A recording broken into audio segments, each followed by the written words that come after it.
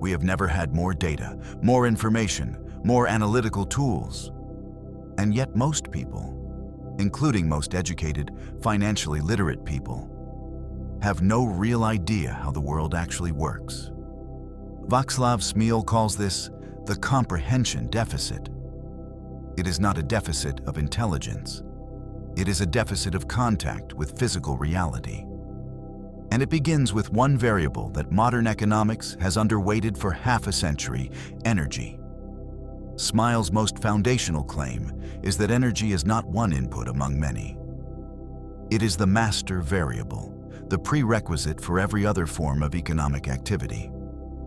Over the past 2 centuries, the increasingly efficient use of fossil fuels has produced, by his calculation, a roughly 3,500-fold increase in the useful energy available to humanity.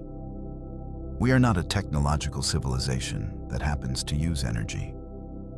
We are an energy civilization that uses technology to extract it. And that energy is still, overwhelmingly, fossil. Despite decades of investment in alternatives, oil, coal, and natural gas remain the foundation of the global system, dwarfing every renewable source combined. At the center of Smil's account sit what he calls the 4 pillars of modern civilization: ammonia, steel, cement, and plastics. In a single year, the world consumes around 4.5 billion tons of cement, almost 2 billion tons of steel, hundreds of millions of tons of plastics and ammonia. They are the physical substrate of everything: our cities, our food systems, our hospitals.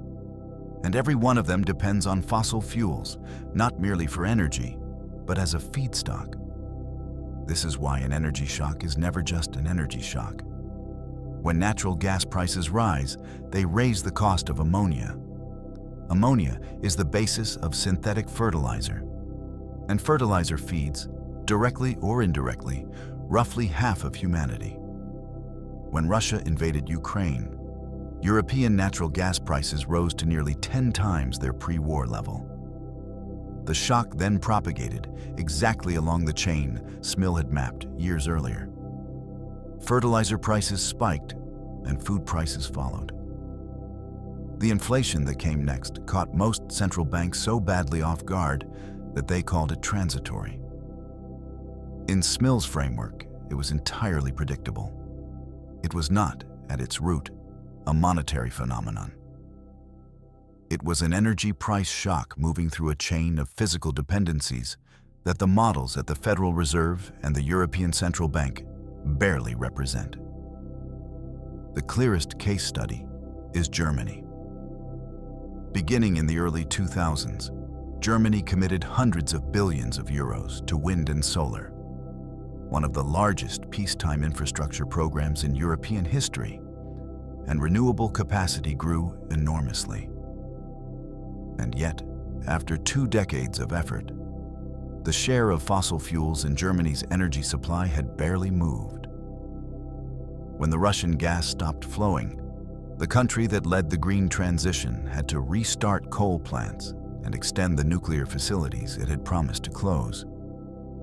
Commitments made without grounding in physical constraints do not bend reality. They collide with it. For markets, the implications are concrete. Commodity scarcity is not cyclical, it is structural.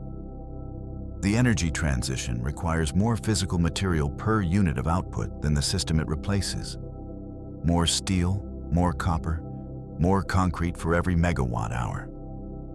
The transition, if it proceeds, is bullish for hard commodities. Not for a quarter, but for a decade. And the idea that advanced economies are dematerializing is largely an illusion. Every data center is steel, concrete, and copper. Every electric vehicle needs roughly 6 times the critical mineral content of a conventional car. Copper, above all, sits at the center of the physical economy the digital one is built on. Food security is the most underpriced risk of all. Because synthetic fertilizer is made from natural gas, gas prices are, in a direct sense, food prices. Any sustained disruption to gas supply would propagate within months into global food inflation that no interest rate decision can address. Smil ends by refusing the two easy narratives. We are neither doomed nor saved. The honest answer is a mixture. Progress on some fronts, hard limits on others. The financial system is biased towards strong, clean stories. Physical reality is not. And every time a strong macro narrative collides with that reality, there is a dislocation, a commodity spike, an inflation surprise, a currency crisis. Understanding how the world really works is not pessimism. It is the discipline of measuring before you believe. This is Game of Francs. The full essay, with the charts, the data, and the methodology, is at gameoffrancs.com. Subscribe for the next one.